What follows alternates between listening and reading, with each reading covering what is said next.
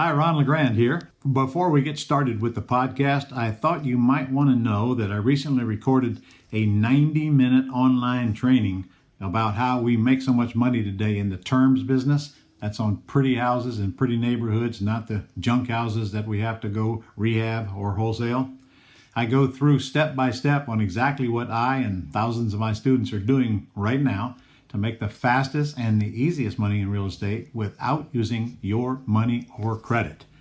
If you're interested in doing just that, go to thementorpodcast.com/free training. See you there. Welcome to the Mentor Podcast, where the most highly motivated entrepreneurs come to get their weekly dose of financial stability with host Ron LeGrand, as well as other nationally recognized thought leaders who will teach you how to get, grow, and protect your wealth. Well, hello, everybody. Welcome to another edition of the Mentor Podcast. I have with me today Kyle and David. Kyle, help me pronounce your last name. Roemmich? It's Roemmich. Remick. Okay. In other words, it's spelled different than it sounds. All right. And Yes. And David Keating. Yep. All right. David, you're in Tennessee today, and Kyle, you are where? Indiana? I'm in Fort Wayne, Indiana. All right. Well, we're going to discuss your mobile home park and, of course, your single-family house business while we're at it. But I thought it'd be interesting for our listeners to know how you came about acquiring this mobile home park and maybe what the numbers are and then what your plans are for it and how you got going in this business. So how you guys work together. Want to describe your relationship to start with? Sure, yeah. David's been working with me for about 5 years. I actually was coaching him in baseball, and that's how we met. And then, of course, I have my property management company. At one point, he was looking for some part-time work, so we put him in the houses, wiring houses, working with him. Next thing I know, he was interning in our office for his senior year. And long story short, he's come aboard. He just turned 22, and we sent him to trade school for a little bit. He found out, I had gone to see you, Ron, and what I was doing. And he said, I'd like to be involved in that. So man, he started making phone calls. And then we actually sent him to Jacksonville in December 2 years ago for a quick start. He came back. It was like we were on the same planet. And Okay. All right. So what's your background, Kyle? Well, my background is actually maintenance. My whole life I've been in the maintenance industry, whether it's in the hotel business, office parks, usually chief engineer. I also have a contractor's license and a little bit of restaurant management in there, but my background was maintenance. So you were in restaurant management, huh? I was a Pizza Hut. I didn't know that. Yes, sir. What was that an exciting time in your life? That was in my early 20s. So, okay. So it didn't hurt me too bad, but I learned a lot from that. Yeah. All right. Well, listen, you guys are in the single family house business. That's how you came into Planet Ron. So what's your house business look like today? We start off with a large property management group, and kind of how we started, kind of how Kyle starts, we reached out to all of our owners, sent them a letter saying, if you're interested in selling, or you may not even know you want to be selling, contact us. We're interested in helping you out or buying your home if you guys are interested. And that first year we sent out the letter. How many did we pick up? Maybe I think 12 or 15 just from our owners. It's kind of how we got a good start. And then from there, we started using all your techniques. Yeah, techniques of the yellow signs. We did the full price for your house, the bandit signs, the yellow letter campaign, and then from the dreams, getting the leads and just started. That's kind of how we started. Well, that's smart. Using your own customer base to buy from. They have houses to sell as well. Well, sometimes I tell professionals that, like dentists and doctors, I said, you guys are sitting on a gold mine. You got all the credibility. You got this big list of customers. Frame an house out. Let them know you buy houses. And of course, some of them are, well, I'm afraid to do that. I might ruin my reputation or something, whatever. Ruin it. How are you going to ruin it by letting people know you buy houses? It's going to enhance it. But anyway, so you you do terms deals only, or ugly houses, or both? A little bit of everything. Not a lot of flips, but we do ugly houses that, already have renters in them. So they're just kind of staying rentals. Then we do the terms as well and do like the lease options on the low income. And then I'd say our average price range is around the 50,000 to maybe like 120,000. That's your price range? Yeah, that's where most of our deals are coming from. Some of our listeners will think, well, that must be the closing cost. That can't be the price. And actually, David's being very generous on those prices because that's a cheap market, man. That really is in today's world. So, what's your medium price home? Where are you doing this mostly? Fort Wayne? Yeah, the Fort Wayne area. What's a median price house there? Right now, I think it's up to just about 200,000. I think it's like around 190, 195. Really? Yeah. Well, that's 195 here in Jacksonville. So where in the world do you get all these cheap houses from? Must be in the war zones. Definitely in the lower income, Ron. Sure. Yeah. That's how I started. Actually, in the mid 2000s, when the banks started foreclosing on all these loans, and that's how we got started. Myself, did it all wrong. But the majority of our business centers right around the city of Fort Wayne. And then within an hour radius, we started doing some stuff. Okay. So today, do you rehab houses? Go ahead. We only have been rehabbing houses for our owners, Ron. But lately, and since coming back from Quick Start 2 weeks ago, David and I haven't discussed it, but we briefly discussed that we definitely need to look into that market. I would think with your background, you'd certainly want to have a string of rehabs going on all the time. Yeah. Yes. And maybe even from some of your clients that don't have houses in very good shape, perhaps. But what if you were rehabbing houses, what would be your average sales price right now in Fort Wayne? I would say if we could get them in the area we're looking, probably around the 150 to 200. That's pretty much what it would be here for me in Jacksonville. Now, with the prices going up the way they're going up, I'd probably even punch that up to 250 now. And I'm sure. Yeah, there's been a few that we've been looking at that could get that price. Yeah. In other words, maybe above medium price, 20%, somewhere in that neighborhood, or 20% below it. I'll tell you the truth. I make just as much money selling a $150,000 house as I do a $250 when I have to rehab them. All the costs involved. That I get to buy the lower price property at a lower percentage of R. Right. Do the higher price property, so I make more money on it. That's hard for some beginning investors to understand. But, I don't want to mess with one with less than a $40,000 profit, and I prefer 50. And, it's hard to believe, well, how can you get 50 out of 150? Answer is buy it cheap. Buy it right. Absolutely. That's right. Buy them cheaper, and the higher the price the houses go up, the harder that is to buy them at that lower percentage of R, because the bigger the demand for them. It'll take a while for some folks to absorb that fact. Anyway, let's get into the mobile home. What possessed you to buy a mobile home park anyway? Well, we were mentored. Wasn't drugs, was it, Kyle?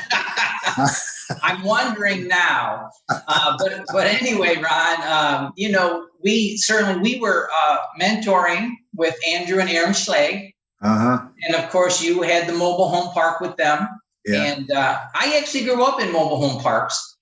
And we started doing a commercial deal with them and you that did not pan out. But the mobile home stuff started coming up. And there were a couple close by. And I just started talking to Aaron and Andrew and just picking their brains. And then with our commercial mastermind group of yours that we're in, we were able to get a good deal. We bought it properly, and away we go. So the slags put the bug in you and ruined you. Yeah. Was you guys working on this while you were in the mentoring program? Yes, Okay, absolutely. so then did you buy it while you were in the mentoring or after the mentoring was over? We were still in, I think we were just finishing up because we went a year with the Schlegs. We were just finishing up and we were in commercial mastermind with you when that all happened. So, all right. So tell me about this park. How many units is it? This park has 32 sites ready to go with 11 sites partially built. It came to us, small little town, but right in the middle of the town. But it had 6 occupied, nice homes, no trash to deal with. Oh, it had houses on? Oh, mobile homes or homes? I'm sorry, mobile homes. Mobile homes. Okay. It had 6 long-term current tenants, and we did not have to deal with removing any crap trailers or anything like that. And so we bought it with private money at about $6,500 a lot. Wow. Is what we got that for. And that includes the mobile homes that came with it. Well, those are all owner occupied. Oh, you don't own the mobile homes. Okay. That might even be better. That is not our plan to own any. Right. So you just want to own the lots. Yes. And, I certainly can't, I don't have anything to say about that negative because that's great cash flow when you don't even have to worry about the mobile homes. And they're not going to skip out on you overnight, are they? The trailer won't, that's for sure. I can tell you right now, it costs about $7,500 to move that sucker. So I don't think you have to worry about them skipping out on you for a little lot rent. That's for sure. I have some recent experience of that myself. I bought a brand new mobile home that I'm having transported here when it comes out of the factory, 3 months late, I might add. Mobile homes are hot right now. I mean, smoking hot. They can't make them fast. Yeah. We're on a 5-month wait up here. All right. Well, I ordered this one in September and I won't get it till the end of April. Yeah. So that's about right. All right. So what did you, how did you even find this park anyway? Was it advertised or not? Well, Loopnet, I'm not sure I found this one on Loopnet, but when I went to Loopnet to look around and I just typed in trailer parks for sale in Indiana. Oh, yeah. Okay. Poof, there's 35 of them. And right. Cool. So you contacted the seller. Where was it listed with a broker? It was listed with a broker. Okay, so you contacted the broker, you got the information. Yes. And then did this one come through the CMG group or did you just do this one on your own? We did not partner with you on it, but we certainly used we attempted to use your contract for the purchase. But the broker actually called me up and said, I don't understand this contract. The owners don't understand it. Can you do this simple one? But I would have projected that had to happen. Yeah. I don't even use that contract when I'm dealing with a broker. Yeah. I've just used theirs. In fact, I let them fill it out and then I just look at it and change what needs to be changed. And because I always like to, frankly, to have them fill it out because you'd be surprised how many goodies I get that I didn't even ask for when I let them fill it out. I swear. Yeah. They give me longer due diligence times. They give me all kinds of crap. Oh, well, okay, I guess I can accept that. And I didn't even ask for it because that's what's customary for them. Right. And whatever I need to put in there, I just make them add it in. I've learned, just let them write the contract. It's what they do anyway. They're brokers. That's what they're supposed to do. And do it on their form makes everybody feel better. Right, exactly. And certainly the due diligence, we certainly had enough due diligence in there to check this park out properly. And then with the Schlegs information and your stuff, it was a good move. What was the average lot rent in this park when you got it? Well, the average lot rent was $170. That much? Yeah. And so it's now $200. And if I could do it over again, I would have increased it more. But our immediate goal in the next several years is $300. And in fact, anybody bringing a home in is going to come in at 300. And we have bought homes that we are either selling or lease optioning, brought in brand new homes, and those lot rents, at least on paper, are going to be $300. And same with the second park that we bought, same thing. Okay. So what is your plan, to fill this thing up with your mobile homes or to keep renting lots? Well, we will bring in mobile homes a handful at a time and either sell them or lease option them. Mm-hmm. And then the community is really behind us. So we anticipate eventually, well, we're also dealers now, and people could order from us and bring a home, but we slowly, it's a 3 to 5 year process. We want to fill the park, but we don't want to own anything. And originally, I said, I'm just going to hold on to this forever and cash flow. But then through being in the Mastermind group, well, I know that I could refinance this non-recourse for a whole lot more when the income is up there. Yes. Tax-free. Yes. And go do something else. Yes. Or sell it outright and make a huge profit. Yeah. As long as you can get David to manage it and get the hell out of the way. Yeah. Well, he's we've young. got him doing a whole lot of experience. Yeah. He does a whole lot of stuff, and that's certainly we're having growing pains with everything that we do, and this year especially, we're working on getting me to get my hands out of things because I'm messing things up. There you go. How many times do you have to hear that before you start going down that path? I can tell you the answer is at least 7. Yeah. Right. You're a man. Yeah. All right. So how much did you have to pay for this park when you bought it? We paid $175,000 for the whole park. Yes, sir. Jeez. And we've done some upgrades, but $175,000. Yeah. And our listeners are going to want to know, well, how did you get the money to buy it? Did you pay cash for it? I did pay cash. I had somebody approach me that knew me, and they knew our good reputation with what we do. They know we're investors, property managers, and said, I've got $200,000 I would like to invest. And so I helped them out. And yeah, you did. Yes, sir. Gave them a high rate of return on their money. Yes. Actually borrowed more than you paid for the park. I did. Worth a lot more than you paid for it. Yeah. Yeah. All right. And then when you got the park, you mentioned you did some upgrades to it. I mean, what do you do since you just got lots? You don't have any trailers.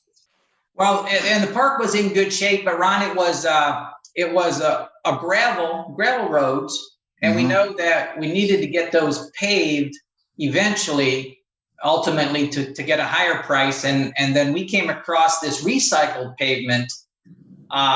So we actually paved both parks really cheap, and the town threw us a curve, which they wanted all the water, the meter bases all upgraded. So we've been doing that, and they had these old light poles that were all leaning over. So we just replaced all those. Just a beautiful look. We're part of the Warren, where it's from, Chamber of Commerce now, and nothing but rave reviews on the park, the upgrades we've done, and still very cheap to what we've done when we cash out or refi. Yeah, just be a blip. Well, what I know, before you bought this park, you did the math. Yes. You projected your sale, your exit. Yeah. And that means you put a number on what you thought it would be worth based on its cash flow, which is the only way you can evaluate it, really. Yes. What do you think it's going to sell for? Let's say you sell it in 2025. In 2025, I can tell you right now, the lots are going for over 30,000 right now, in even a park that's not full. So I'm projecting between 1 and 1.5 million because we will do it right and we'll have it full with income. Yeah. And you did the cash flow projection on it. What do you think the cash flow is? Do you know is there a cap rate on mobile home park, on that kind of mobile home park right now, or not? There is. This one was basically zero when we got it. Well, I know that, but what's the industry standard? Yeah, well, they're still shooting 8 to 10. Every now and then we'll see something in the 6 range. Okay. So when you did the cap rate projections, what did it come out to? As far as value a few years from now and your projected cash flow at that time, opposed to your 30,000 a lot price. Just using my NOI formula that you taught us, cash flowing with different scenarios, different occupancy rates, and that we still it's easily gonna. It was showing like 1.2 just on what my numbers projected. Okay, so your target is 1.5. Yes, sir. All right. Well, yes, and there's people out there who would pay it. So we don't know where we're going to be in 2025. True. But are you expecting a downturn in the economy next year? Well, I'm expecting some sort of a downturn. I know, obviously, it's due. I know in the commercial market, there's a downturn in office buildings, things like that, and there's some heavy debt out there. Hotels, mobile home, though, right now, Ron, mobile home is one of the 2 hottest selling commercial items. Well, not hard to imagine. Frankly, a good recession would be good for your park. Because actually, that is true. No matter, it's always good. Yeah, it's always good. It's good for parks, it's for apartments, and it's good for self-storage for obvious reasons. Actually, people get displaced and they have to have a lesser place to go to, and there you go. So you're gonna keep this park, constantly increase the cash flow. Yes. You've got a private loan on it that I hope is longer term, like 5 years or so. Well, it's 3, but it's a 3-year term, but we've already discussed that we can extend it. But again, I know how I can replace it. I can replace it with another private loan or. Yeah. So, yeah. Yeah. Well, whoever lent you the money, you don't really want it back. I mean, they want it back, but they want it out there as long as they can, getting a good rate of return. What kind of rate did you pay for it? Oh, we're paying 8%. 8%, and the cash flow is good with that. Well, at that amount, it almost has to be. Yeah. Okay. Sorry, are you paying interest only? We're paying quarterly. We're paying interest and a little principal. Okay. Quarterly. Do you have good cash flow on it right now, Kyle? It's break even right now. Break even right now? Yes, sir. But I would suspect within the next few months, you're going to have good cash flow on it? Absolutely. Yeah. I'll tell you what I'd do. I'd take my cash flow. I'd take about 90% of my cash flow and drive it down on that principal on that debt. And then next thing you know, you have it paid off before the end of the 3 years. You wouldn't even have to worry about the balloon. Right. Be so proud of yourself for doing it. And I can't see in this case, there's no buildings that are involved. So can't see any major catastrophes that are going to come up and need a bunch of money to fix or whatever. So yeah. I've done that a couple of times myself, and I enjoyed the end of it when it was all gone on short-term payoff. Just a thought. Yes. So you guys going to be looking for more mobile home parks? Yes, we actually purchased another one at the end of last year from the same owner we got this one from. A little bit different as it has a well and a treatment plant. This will be a good year if we land one more. And daily, I'm looking, but we want to get our heads around these. We do have a flow of homes coming in now, so we definitely will be looking for at least one more this year, if not 2. Yeah. How many houses did you guys do in 2020? In 2020, you got those notes? I think it was averaging about 1 or 2 a month. So like I said, it's probably around that 15 to 20. They weren't all necessarily like the pretty house ones. Like I said, we picked up a lot from owners that were just straight rentals and have been filled with rentals still. But you bought them on terms. Correct. That's called a pretty house, Dave. Well, it's not necessarily pretty if you go inside it. Terms is a synonym for pretty houses. Yeah. Okay. We also were able to get some so cheap that we did pay cash for some. Yeah, there was a few that we They did were that. so cheap. All right. So you have a goal for this year on what you want to accomplish, or have you thought about that? I mean, it's already a third over. True. The goal is I said last year we were focusing a lot on the mobile home parks and commercial. The goal this year is to ramp up the Pretty House again. We brought in a new acquisitionist that was there with us just this past quick start. So I'd say the goal is probably get back to doing maybe 2 to 3 a month, and then also start doing some flips and maybe some wholesale deals to get some cash coming in. Yeah. Well, I would think if you have an acquisitionist, David, you need to be doing 2 or 3 a month, or they have nothing to do. That's true. That's pretty easy when there's an acquisitionist. Think about it. 40 hours a week with nothing to do but buy houses and sell houses. There's no way they can use 40 hours a week to do that. I mean, so it's up to them to make sure that lead flow comes through. That's all on you. That's their job now, and their income depends on it, both buying and selling. So as far as I'm concerned, if you get a full-time acquisitionist and they're doing their job, you ought to be doing at least 4 or 5 houses a month. Yeah. And I mean, I could do that by myself. With the bandit sides, since we have so many rentals throughout Fort Wayne, we have the capability of putting like big banners in the front yards of these houses that are on main roads. We just ordered a bunch of big banners that we can put that won't get taken down because they're in our private yard. They're not in like a public space, but they're on a main road. So yeah, well, don't get so cocky. That big banner is what's going to attract the city. Yeah, to order you to take it down. I can tell you this from a $500 fine experience on my own. The banner was on my own house. Okay, big, huge banner. Really?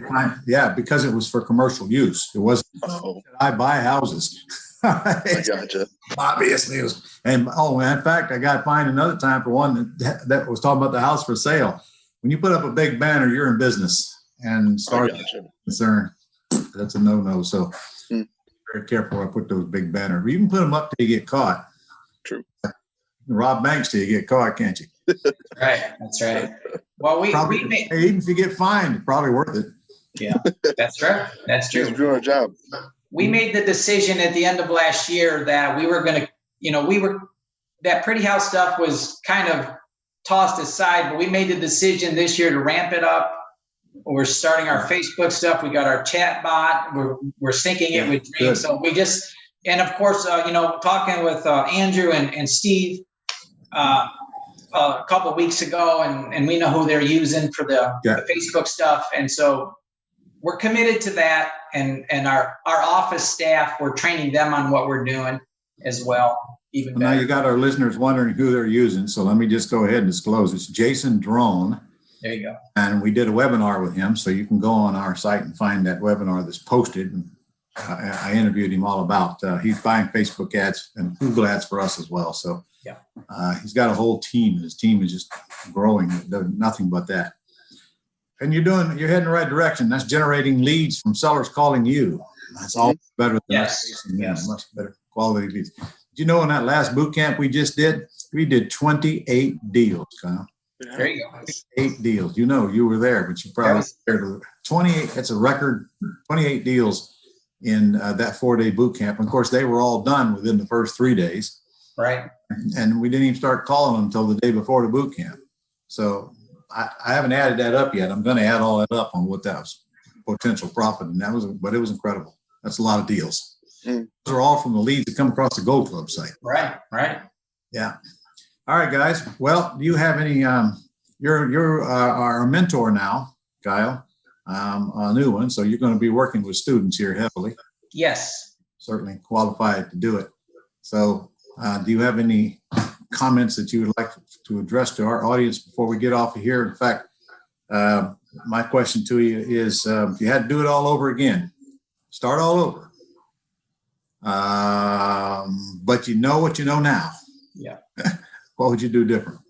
Well, I would have had a mentor. I would have gone to somebody and, hey, how do I do this? But I certainly would not have done any personally guaranteed mortgages through the banks. But just if I had somebody who'd already been doing what I attempted to do, and I pick somebody up through that mess, but you just got to have somebody who's done it. And in your case, your mentorship got paid pretty handsome dividends because you had that mobile home park while you were in it. Absolutely, yes. There's just so much information that Planet Ron provides. It's none of us know it all, do we? No. So, David, what do you want to get out of this deal anyway? Be able to retire when I'm 30 and make a lot of money. Okay. Sorry. I've turned him off, so he can't hear you. So now tell me, what do you want to get out of this deal?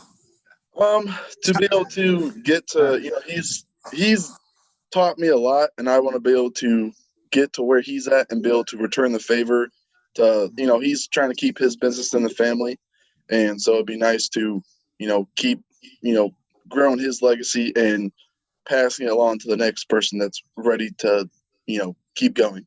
I really liked what he's done and really excited to see where the future leads us to. Okay. So you want to retire at 30. How old are you now? 22. So what do you think what you would do when you retire? I'm never going to retire. You got to keep working, keep making more money.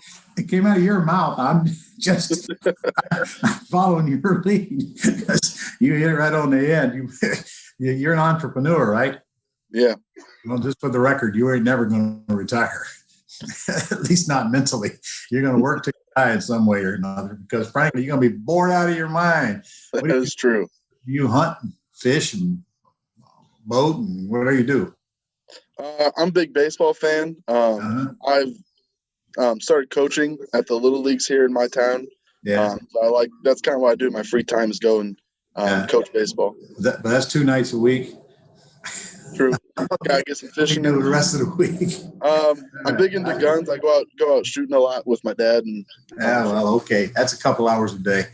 The point is, you're gonna be working for the rest of your life. So you might as well figure that. Of course, it doesn't hurt to have a goal to retire financially, so you can do what you want to do for the rest of your life, does it? Yeah, that's kind of more what I was going for. Well, you should easily be able to pull that off in the time you got between now and the time you're 30. All right, well, guys, I've run out of questions for you, so I appreciate you taking the time to spend with us today, and I think our listeners will get a lot out of it as well. Key point here is you went out and bought that mobile home park with no money out of your pocket and actually borrowed more than you paid for it. Right. Because the value was more than you paid. And the upside is also good. So this private lender didn't mind lending you more than you paid. Because you're going to pay it back, right? Yep. All right. Well, thank you very much, gentlemen. I appreciate you. Thanks, Ron. See you soon. All right. That's all for this edition of the Mentor Podcast. To connect with Ron and learn how you can attain financial freedom, as well as up-to-date strategies to grow and protect your wealth based on today's discussion, go to www.connectwiththementor.com.